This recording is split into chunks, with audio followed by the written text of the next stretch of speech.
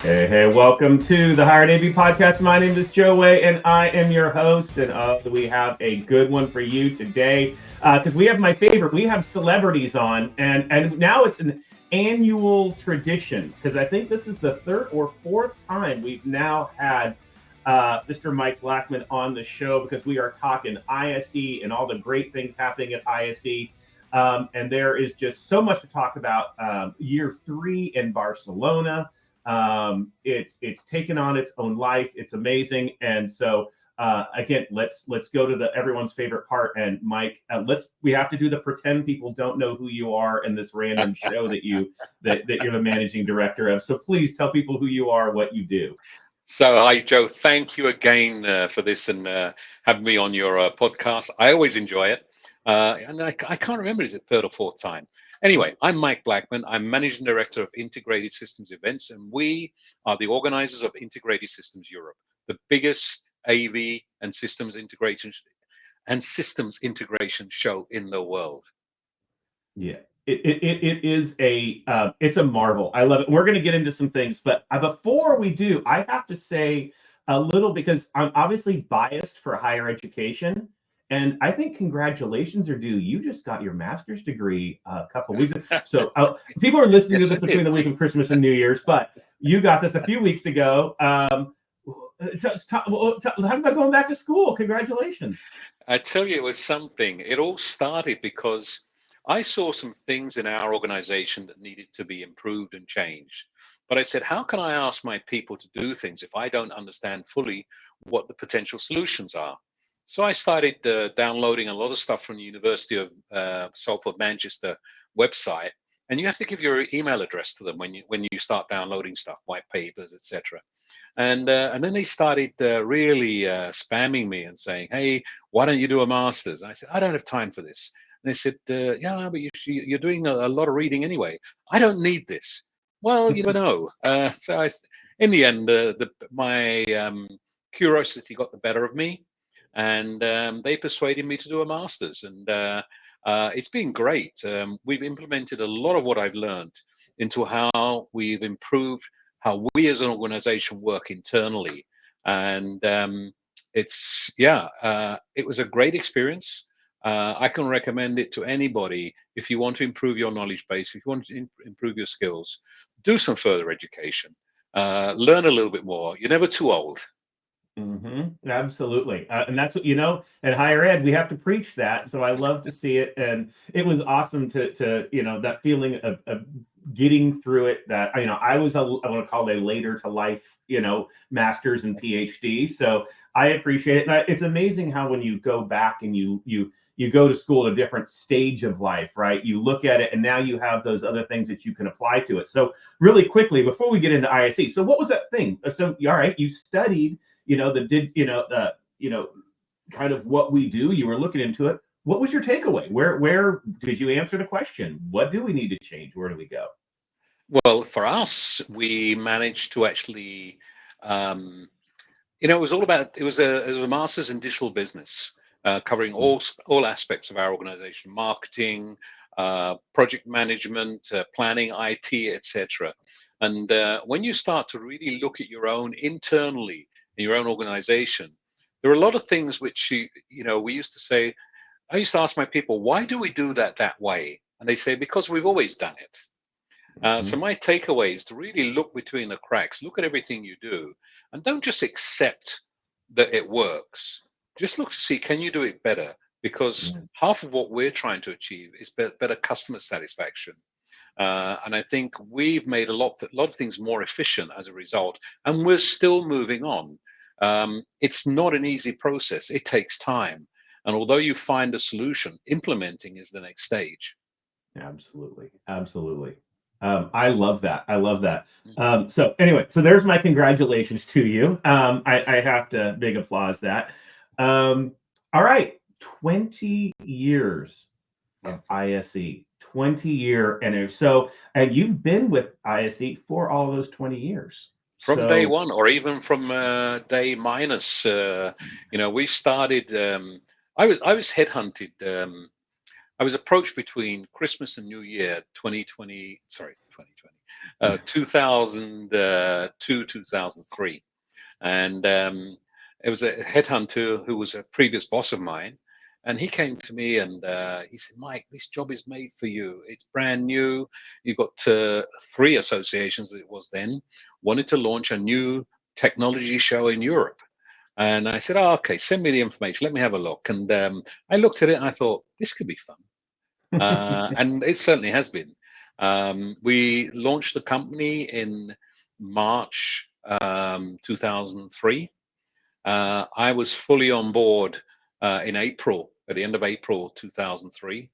And we started all the preparation for the first show that we did in Geneva in January 2004. And just as a little mark, something that reminds me always is that my youngest son was born on the 28th of January 2004. And I left the hospital, seeing his birth, jumped in my car and drove to Geneva. So it's always a reminder to know the anniversaries as well. Yeah, but it'll never let you forget its birthday and everything, right? No, that's there true. That is amazing. So quick. All right. So now we're coming in year 20, Barcelona, year 3 of Barcelona. So really quickly, reflect on the 20 years. Like, what was the magic sauce? How did it become this behemoth that is the biggest influence for our industry over that time? Do you know, I think from day one, we talked to the industry, we talked to everybody. We actually held, after the Geneva show, we said, okay, it was a good show, but it could have been better. And there were some things in there that needed to change. And we had everybody there. And we said to all the exhibitors, we're going to have a chance to talk to all of you in one go. Would you be prepared to have a meeting when we close the show on the last day, and all of you come in here in this conference room and give us your feedback? And everybody came. And I think it was because the industry wanted this show. They wanted it to happen, but they wanted to make sure we did it as they need it. And that's what we've done. We've always listened to them. We've always had various people in our advisory committees, made up of smaller exhibitors as well as larger ones. So there's not an influence of the big guys get all the say. We've had a mix of countries and nationalities in there. And over the years, we get feedback from them to actually say, okay, who should we be targeting? What sectors are important now? And just to make sure that we stay ahead of the curve on this. So I think what we've done is, with the help of our exhibitor community, is we've built an exhibition that's always looking ahead. It's always got something new in there. We try to put content, and I use this analogy always of saying that if you relate it to a magazine, you have the advertising and the editorial, and the advertising is the exhibitors, and we are, as the publisher, responsible for the editorial. And that means conferences, education, features, all the sort of things that can actually be neutral and not focus on a single manufacturer, where we can bring new ideas, do new things, and actually help our attendees learn more. Mm-hmm. I love that, and that is exactly kind of how when I attend, that one of the things that's defining to me. You didn't ask, so I'm going to tell you though. The things that's defining to me is your secret sauce is. How do you have something so big yet it feels like a community still? That's always the thing that I love about it, right? And that's kind of even just going into transition to this, like the influencer area and the lounges where we're going to be doing the higher ed stuff throughout, and the recordings and the meetups and the happy hours, is how you can take something so big and then make it feel like still keep the communities together, having the various summits. And focusing on them, but yet then there's the walk the show, and you might be next to someone who's in live events, who's there in hospitality, and who's in in transportation, who's in higher ed, all coming together, yet all having our own feeling of a place. Like, to me, that's almost impossible to do. And that was important for us, and actually having the different places to have the focus, because one of the things we found was that nobody has time to walk the whole show. So what we say is, okay, which is the most important area for you? And we've tried to focus those companies who are pro audio in one area, those who are in live events in another area, education in another, et cetera, et cetera. To actually say, if that's your focus, go there first. And then when you have time, go and see the rest of the show, because you will discover things that are interesting and important. And we have one area which is general. So for those companies who do everything, and don't fit into one little basket, we put them in there. And it seems to work. It keeps those, that focus to actually say, it's funny, the first shows, everyone said, we get competitors saying, well, we don't want to be near those guys because they're competitors. And what we found afterwards was that actually they do. Mm. Just having that focus, everyone feeds off each other, and Yep. it works. We do strive hard to listen and hear what our exhibitors want. We're starting to do that more and more also with our attendees. We've always done our surveys post-show for both our exhibitors and our attendees to actually say what was good, what was bad. And we look at that afterwards and look, was it bad because it was the wrong thing, or was it bad because we didn't do it well and we should change? And what was good? Was it good because we did it well, or were we just lucky? And we tried. This is after every single show. My team sits together and we dissect the event to see what can we do better. We've always said we can't go away and sit on our laurels and say we just had the biggest show ever and be happy about it. We want to go back and say, how do we beat that next time? Yeah. What can we do better? And that's always the challenge internally. And that's what's really great about this team. They're very focused and always doing better. And that, the motivation is high. Yeah, yeah. And you can feel it when you go. So speaking of which, then, what makes it better this year? What's on the docket for Well, year first thing 20? is that we are already, I would say, almost more than 20%, almost 25% larger than we were this time in 2023 for the show floor. So the biggest show floor is going to be a record. It's actually also bigger than the biggest show we ever had, which was 2019. So we're about 10% larger than the 2019 show already. And if you're still interested in exhibiting, we have 14 booths left. So be quick. Going fast. Fire sale. And then in terms of registration, when we make the comparison, if we're looking at the year-on-year comparisons, our registrations today are almost 40% ahead of where they were this time last year, and more than 30% ahead of where they were this time in 2019.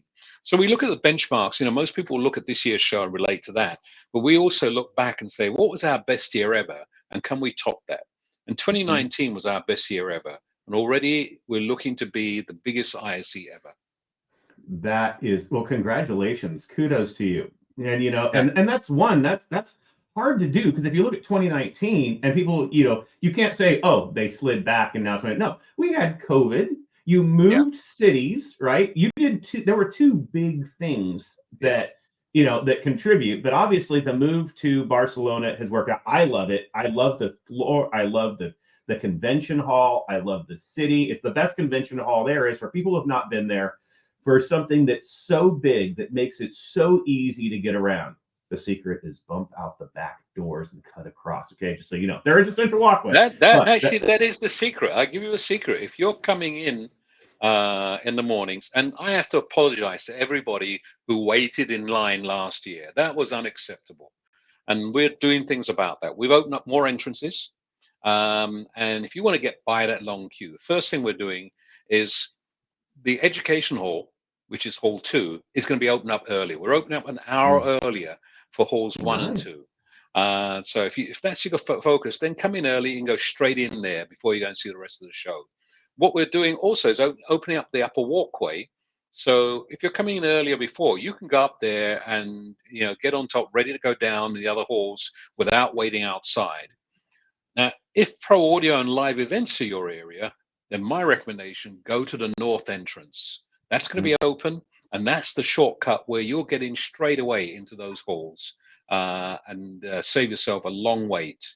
There are shuttle buses running directly from Plaza España and Plaza Catalunya, but it's also just stay on the train when you're at the south entrance or Plaza Europa, and just continue to the next stop and get off there, and you're going to get in much, much faster. Yeah. So there are a couple of tips for you. Second one, download the app. It's a Yes. great way to actually prepare for the show, find out what's there, know where to find the exhibitors, see what all the conference and education sessions are, and network with other people. Yes. I love that. But I'm going to be partial to having the education section open early. But I love that. I think that, I mean, here's the thing. Every show has, you're going to have learning curve, right? You move a new city, Yeah. you have all that, but also not just, as an organizer, but as people who attend, right? Well, if you attended ISE in Amsterdam year after year after year, you got used to knowing your habits, right? You got used to knowing and you have to figure that stuff out. And I think, I would say confidently after last year, I've got it down, right? Year one, you kind of figure it out. Year two, now year three, I'm gonna walk in and be like, here, who wants a tour? Because I'll show you Yeah. everywhere. Here's the secrets. We all have our little secrets. We know which little cafe is halfway down the hall, and that's where you're gonna get your coffee really quick, right? And you're going to see even more cafes and places to go and get that coffee as well, and lunch. We've opened up more restaurants because we saw that, one of the things the Spanish love their lunch, and they have great restaurants there. We have such a variety at Feria Gran Via. But we realized that everybody wants to go and eat between 12 and 3. So we're putting more catering in place to actually try and alleviate that big rush there. And again, more places to go, just go and have a coffee as well. Yeah. I love it. I'm so excited. I'm glad I got to talk to you here. Me too. I want to get on a plane right now. So a couple of things. For people who are listening, there is a lot going on at the same thing at the lounge and the meeting lounge, which is also moved into a new hall. I believe it's hall 4. Yes, in hall 4. 4. So we're giving you more space. And we're really thankful to people like you. And we said, this happened 2 years ago. We said, okay, what can we do to make your experience better? And the idea was to create the influencer lounge, to give you a place where, not only can you do your interviews, but a place where you can sit and chill as well, or a place where it's tough when you're just walking the floor and trying to communicate, and you say to them, well, where do we meet? So we said, let's make a place where you can actually do what you need to do. And it was a big success. So we've put more into it now. But again, always interesting to hear more ideas of how can we make it better. Yeah. And you have done that. And the best part, and I'll tell you, people, when he says, this is for the audience, we listen to everybody, but you really do. Right after the last 2 years, we finished up there, and next thing I get a call from your team saying, can we sit down? How was this? What can we change? Where were the things to make it easy? And you really do that. And so I'm excited about this year. I love that it's bigger. We've got, just for the listening audience who are attending, we have there's stuff throughout the week, Tuesday, Wednesday, Thursday, and Friday. So recordings, things like that. But let me give you the two of the key ones. Wednesday, we're going to do some in the main open area. We're going to do some panels. We're going to talk about higher ed trends. We'll bring some special guests in. We'll have conversation starting at about 2:30. Do some things there. Have discussions with us, some small group stuff, but then some panels that will cap off at everyone's favorite thing, and that's a happy hour at 5 o'clock, 5 to 6 on the floor there. We'll have a higher ed happy hour. And then, of course, everyone knows we go out afterwards. So, and yes, the show floor does go till 6. All right. So everyone, if you're in Barcelona, everything is later. Just know that everything is later. All right. So that's Wednesday. So just plan your Wednesday afternoon. You're hanging out at the lounge with all your higher ed family. And then Thursday, we got some recorded. Friday, noon, one of my favorite things has now become a tradition, the best of ISE live recording. Now, it's not just a podcast recording. We're actually doing it as a panel. We bring people in. We talk about, what did you find? What were the secret sauces, right? We've already done the tour early in the week. And now what were your takeaways? So that's my favorite. So make sure you're there. And for some reason, we end up having a happy hour as well. An impromptu. And the impromptus are the great thing about ISE. Absolutely. There's my pitch. So talk now a little bit about, you've seen the higher ed vertical grow. What are the things that you're excited about when you think about our vertical? And you don't have to tell us we're the best vertical. We already know. It's actually been quite interesting seeing how that's been developing in terms of the attendees, but also on the exhibitor side. Seeing most of the major companies, we see big activity from Microsoft, from Logitech, Dell, etc., etc. There's quite a few new companies there who are in the higher ed market and really using ISE as their platform to reach the not only integrators but people in higher ed as well, which is really great. We are obviously also getting at the moment more and more people coming from across Europe. We were already strong with UK community, but now we're seeing it from in the higher ed sector from Germany, but also from Spain.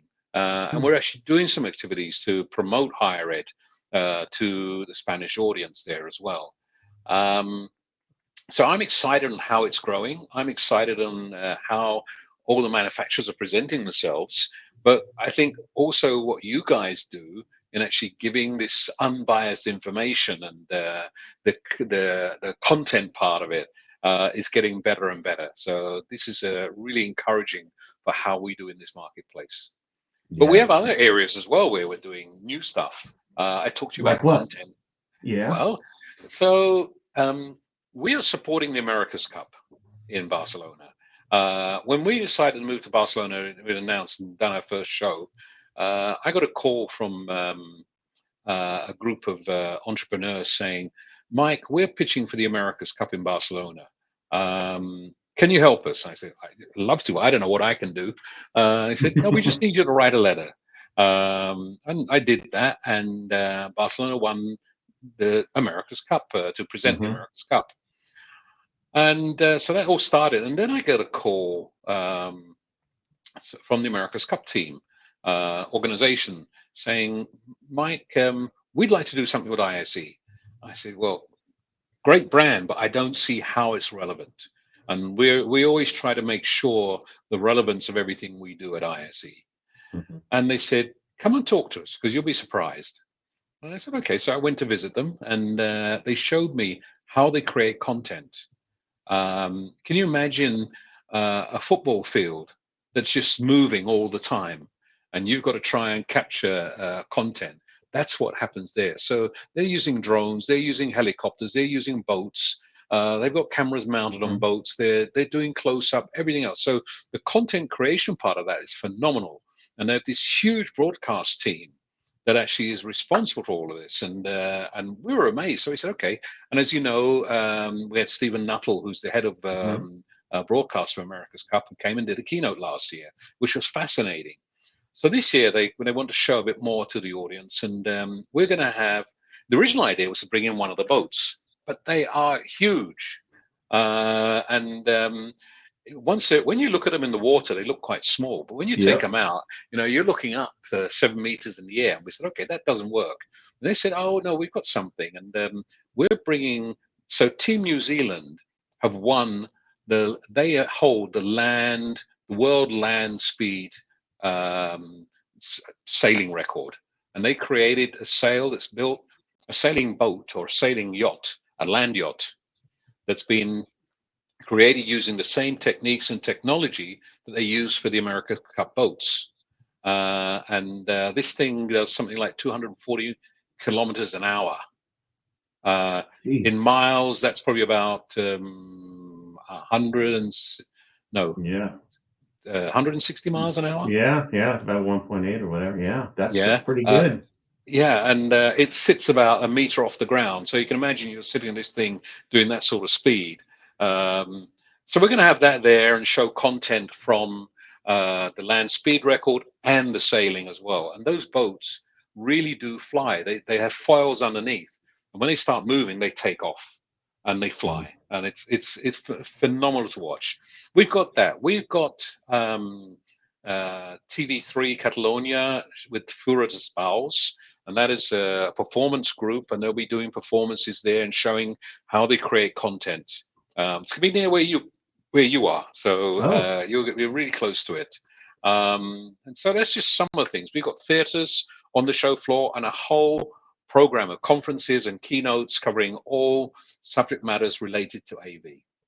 I absolutely love it. I love it. And that was one of the neat things. And I do it. And there is a education summit too. I encourage people to attend that runs. And it's basically there. It is a little different. So those who for the I So even since last year, the audience is now much more Europe even than. So I'm not going to just speak to the North Americans here, but yes. So it's a little different between American shows where education is throughout. In ISE, it's more of a half-day summits that run the same thing. The one thing Yeah. that we're doing is more of a half-day summit, which is great. You get in, you get your content, and you go and you enjoy the rest of the floor and all of that. So a little different setup. So make sure you get in that. You can watch me for people who are watching the video. Pro move here. Boom! I got it. You can. There's a code scrolling across the bottom. It is not the most user friendly code. QBNFCBQ3. Joe, we heard you. We listened. It's going to change next year. But that gets you discounts on the education. It gets you a free show floor pass. So there we go. See, look at that. I'm almost got a production going on here. Okay, so now another thing that's amazing about the show, and this is what I was taken away with really the last couple of years, is how you really also integrate into the city. A lot of times a show, and this is true for a lot of shows, you fly in, you go to the airport, you get in your taxi, you go to the convention hall, you stay at the hotel, taxi to the convention hall, and then you get back in a taxi and you leave. This show is not like that. In fact, rarely do you even stay right next to it. You might stay in the city. There's a lot of things going on. You've done things like light up the city for the grand opening 2 years ago. I think I saw a post about Casabatia. Maybe something is going on there. So we're doing that again. We're doing that again. About how you're interacting with the city. So we're going to do, we're planning in a moment, just finalizing, doing an opening event at Casabacio again in the Paseo de Gracia. Last time there were about 60,000 people blocking the street watching that presentation, projection mapping from Rafik Anadol. This year we have a new artist. Her name is Sofia Crespo, and again in Casabacio, and that will be on Sunday evening before the show. So the street's going to be closed. That's going to be running from about I think 7:30 onwards until midnight, just every 45 minutes or so. So that'll be quite exciting. We have a drone show planned in the middle of the city 2 days later. We have the Lium Light Festival, which is run by the city of Barcelona. It has been there before ISE, but because they are using a lot of technology from our exhibitors, the city talked to us about combining the two events so that, you know, if you're interested in that, you come and see the show.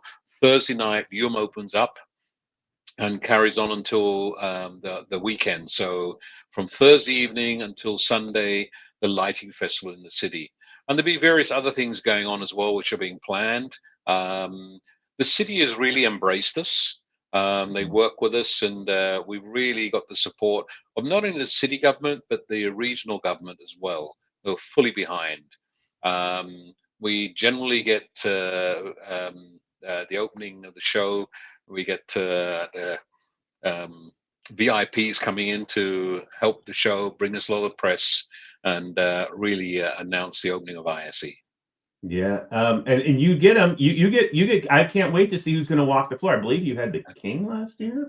We had the king last year. We had the king. Mm-hmm. We had the president of Catalonia. Mm-hmm. We had the mayor of Barcelona.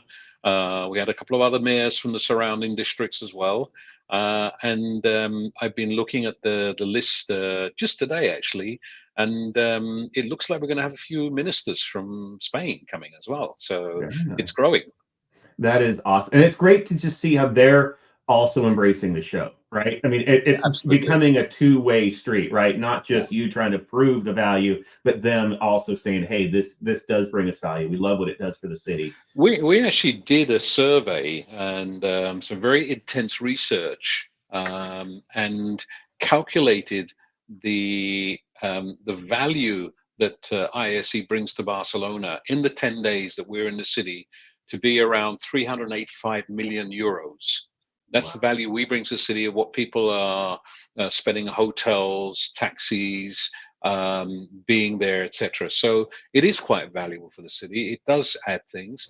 But more importantly, what we're seeing now are companies who are opening up offices in the city and creating permanent jobs, not just the temporary jobs that happen during the show, but permanent long-term jobs. So it's adding to the local economy. It's adding to helping people in that area as well. So a lot of value.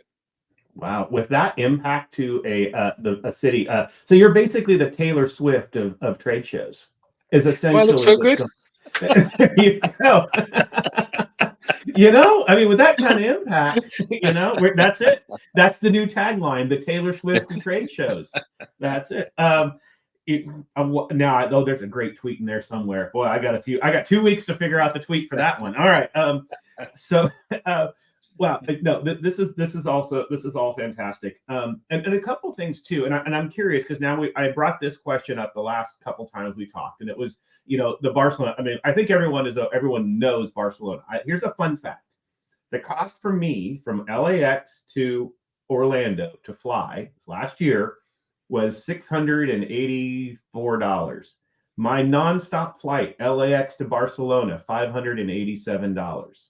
It was less money for me to fly from LA to Barcelona than to Florida, which is crazy. And the hotels are cheap. And there's this little thing like where, you don't have to worry about tipping and stuff. So your meals are already 20% cheaper, right? Actually, you have to be careful in Spain, because if you give them a sort of Orlando or Las Vegas type tip, they'll probably call an ambulance because they'll think you're crazy.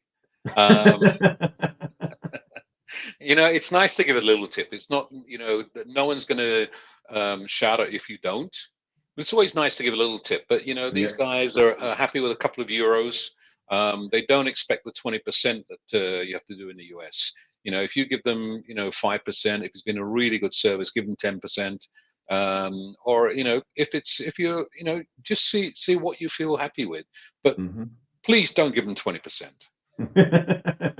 Again, they wouldn't care. But it's interesting. The total cost of going to an ISE for a week is less than a trade show here in the US for a North American, which is crazy and mind-blowing. Please don't say that to my colleague Rochelle, because we work very well together. This is just between us. No, everyone should go to everything. See, I agree. Everyone knows I'm a proponent of them all. Joe, I talk to, I always thought whenever I saw Americans walking the show floor, I just thought it was potential exhibitors just checking the show out. And a few years ago, I talked to a group of Americans I saw, and I said, "So, what are you doing at ISE?" And they said, "Well, we are integrators." And I said, "You're integrators? So why aren't you at Infocom?" I said, "Actually, we go to Infocom, but because this industry is moving so quickly, and we want to keep ahead, they find it beneficial to do both Infocom and ISE."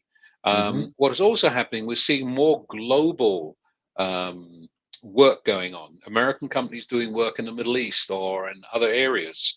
And so they find a good place to meet with customers, meet with partners, as well as keeping up with what's going on. Yeah, absolutely. I mean, and everyone knows I get out and I travel a ton, and I really do put my money where my mouth is. I think it's important for our people to get together. And I've always said ISE and Infocom are just two. Don't even pretend not to go. You have to go to be important in our industry. These are where things happen. These are where releases happen. This is where the back end engineers, right? If you look at like ISE, one thing that I've always liked is there are only so many shows that a major corporation, a Crestron or whatever, right, are going to say, I'm not going to just send my salespeople and my local rep. I'm going to bring the engineers who are designing this stuff. So there are only those couple shows where I can actually get that kind of access. And that's what's important when you look at higher ed and how we do things at scale, right? Because I always say, I don't buy one of something, I buy 200 of something. They got to standardize across my enterprise. Well, I want to talk to engineers. I want to talk to people who are doing product development. I want to talk to people who are doing forward forecasting. I want to know, okay, sure, you're showing this here. Well, when is it delivering? How is it going to impact with what I'm looking at doing at scale? And what's your roadmap? There's only a couple shows I can have those conversations at, and ISE is one of them. And that's why I think it's really important for higher ed people to start making this, throw the dart on the bullseye and make sure that you're always coming out. That's my soapbox. See? I agree with you. I didn't think you would find anything against that one. All right. So, all right. So now we have to, at the part of the show, we have to run to the rapid round of fun questions. So everybody listening, so a little, we're recording this on December 11th, but everyone is listening to this on December 26th. Between, this is the I gave you prime real estate because this is the week where most people catch up on all their podcasts. The highest listening week of the year is right now. So you are the face of everybody, and so we're in the middle of the holidays between Christmas and New Year's. And so what is your family tradition that you do every year? What do your holidays look like? My holidays. Well, actually, we always do, and it's been a tradition for the very beginning. Christmas Eve is the day where they celebrate in Germany, and we always have a family dinner. We dress up, so everyone wears a suit, bow tie or a Nice. tie, whatever, but we dress up for it, and it's very, very important for us. Um, 25th is a bit more relaxed. 26th, I have to cook a turkey. I'm the one that has to do that. And I enjoy it. um, and we try to get away sometime between Christmas and New Year. But it's very much a case of time with the family. What we've always done over the years is every other year we travel away somewhere for New Year. Mm. And then we do this is what's been in the past. COVID sort of disturbed that a bit, but we'll have a year when we do a party, and sometimes we have a theme when we dress up, fancy dress, crazy stuff. And another year we'll go away, and we sort of rotate that. We find it a great time to use that to get together with friends. Mhm. So it's my time to relax. I do switch on my phone between Christmas and New Year. So if anyone's desperate to get hold of me, I will answer it. But make sure it's important. Um, or you just want to wish me a happy New Year. That's also okay. We do in Germany something on New Year's Eve, which is fireworks. So when we're here, Oh. everybody goes out just before midnight on 31st, and the skies are just full of fireworks. Um, I'm sure in the future that's going to change. We're seeing drones for official events, Mhm. drones replacing fireworks or being mixed with them as well. But it's not a great time for animals. My dog goes down to the basement and hides for Mhm. a while, but because it is loud. But it's nice to look, and everyone comes in with a bang. So that's what we do. I I try to stay away from work, but it's one of the things when the show's coming so close, I cannot just switch off. So I'm listening, I'm watching, I'm reading social media, I'm seeing what's going on, and I'm there to answer the questions. So I have to wait for the lights every now and again, so they go back on. And yeah, Yeah. that's my Christmas, New Year normally. All right. I always wondered how you could do a big show knowing that it's a month right before the Oh, holidays. That's got to be crazy. And I think a lot of people too, like it's because everything, all of December is just like written off, right? I think especially if you're looking like in higher ed, um, we're ending semester where there's so much that goes on. We're already busy, and then you have family and you have holidays, and then all of a sudden it becomes January 1st and you're trying to think about starting a new semester, but then you're like, oh no, now it's ISE, now I got to plan this, now I'm going to do so what is that rush like for you right after the new year? Like how much does the change from pre in December to January as that run you know what a rocket's like when it takes off? up? That's how January starts for me. It's like sitting from relaxing and then suddenly bang, it's like you're running out the blocks, everything's happening. We're in those last minutes of trying to make sure everything's perfect. My team, I mean, I will head out to Barcelona around the 14th, 15th of January, and I'll be in place from that date. The operations team are on site from about the 21st. We take over the building and open up for all the before the 21st actually. So everything's coming in and moving in. It is like you go from this real quiet time to just boom, you're running. Hmm. We've got press conferences. I end up doing a lot of local interviews when I'm there. but there's a lot of last minute things that we have to fix and go on. But the team is well versed in this. Um, I have a great team behind me, and they're all, they're all professionals. We have really good senior leadership team in every department. Trying to working with people. We've grown as an organization, so it works extremely well. It is like a clock that works well together, well oiled. Mhm. Yeah, and it's amazing. It blows me away how you do that, especially during this time of year. All right, so now New Year's. Then, what is your New Year's resolution this year, or do you even do that? Oh gosh, I don't know. I haven't even thought about that yet. Um, would you believe my university is now pushing me, and they keep pushing those three letters in front of me? PhD, from one doctor to another doctor. Here, come on, you can do it. You can do it. And it's I'm thinking, do I want to go and do that? And now I'm thinking, I really enjoyed doing my masters, and I keep thinking, why stop? But it's Mm, also, this is quite a challenging job as well, and trying to match the two. The priority has to be the job, yeah. but just the thought of more learning and doing a bit more does appeal to me. I'm not sure yet. All right. I like it. And since I have a PhD, I obviously am a for it, but I would look forward to calling you doctor one day. That would be fantastic.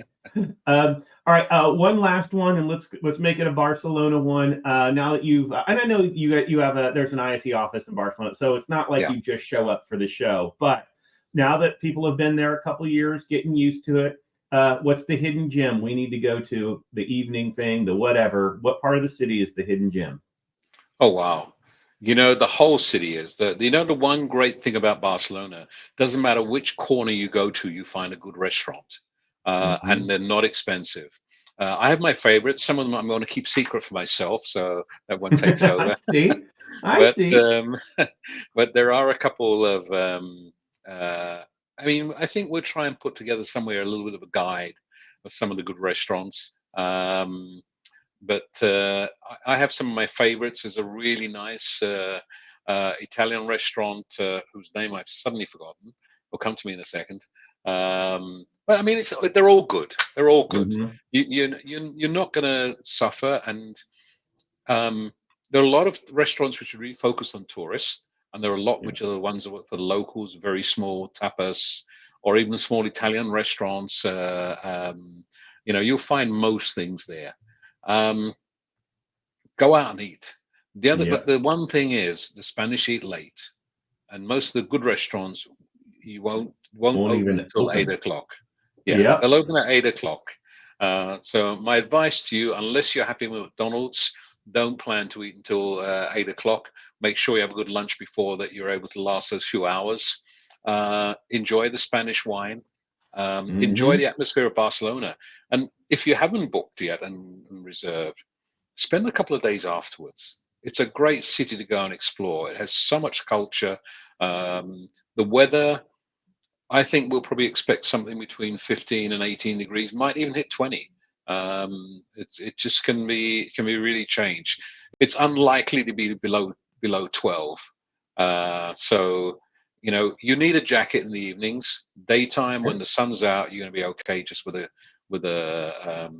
uh, what do you call it? You guys say sports coat, yeah. A sports coat, Um, yeah. um, so it's great weather. We don't see a huge amount of rain, which they'd love to have at the moment. Um, but it's going to be enjoyable. Yeah. I say, I think you'll see the center of the city has so many restaurants to offer. Unfortunately, around the exhibition center, we only have a few, but we only have a few hotels there as well, and most of the hotels are city center, and that's where everything is. Yep. Totally agree. And you know what's interesting? In only now 2 years I have become a paella critic. And I will tell you, like the main walkway where they're trying to get you to Russell Ince, walk past them. The sangria is not good, the paella is not good. But I tell you, you go in Goth, there's a lot of places, hole in the walls, where you're going to find the great food, the Absolutely. cava, the sangria, yeah. So that's where. But I have become a paella critic now. but that's a good thing, right? That's a good problem to have, and I'm It, looking forward actually, to it. what you have to try is near the W Hotel, just below the taxi rank. There's a restaurant that specializes just in paella, and they're all the different Oh, types in there, and it's really good. You have to book. It's reasonably priced, but has a great offering there as well. And actually, that oh, whole area underneath the W, there's a whole hmm. load of restaurants directly at the beach that are quite nice. If you come back into Barceloneta, again, you'll find lots of small or a mixed variety of restaurants around there. So a lot to offer. Awesome. Okay, that I'm making a note. I'm always up for more. Any more paella? I love it. And the top is yes. I'm excited. This is exciting. Got 6 weeks or so till I get on a plane and head out there. Last question, most important. How can people connect with you and learn more about ISE? So you can learn more about ISE by going to our website, www.iseurope.org. That's ISEUROPE, not IS. A lot of people put ISE Europe, it's IS Europe. Um, you can get me on Twitter, or sorry, X, ISE_Mike, or just email me, mblackman@iseurope.org. Awesome. Thank you so much, Mike, for coming on the show. This is just such a joy. Like I just as soon as you popped on, and it feels like home every time you're on. So I thank always you. enjoy speaking with you as well, Joe. Yeah, thank you. Thank you so much, and of course to everybody. As everyone knows, all the opinions expressed here are not necessarily of any institution, sponsors, or anything along those lines. And of course, if we, ISE, be there, book it, book now. The hotels will book up if they're not already, so make sure you're already doing that, everybody. And of course, if you didn't like these opinions, well, there might be better ones next time. See you all.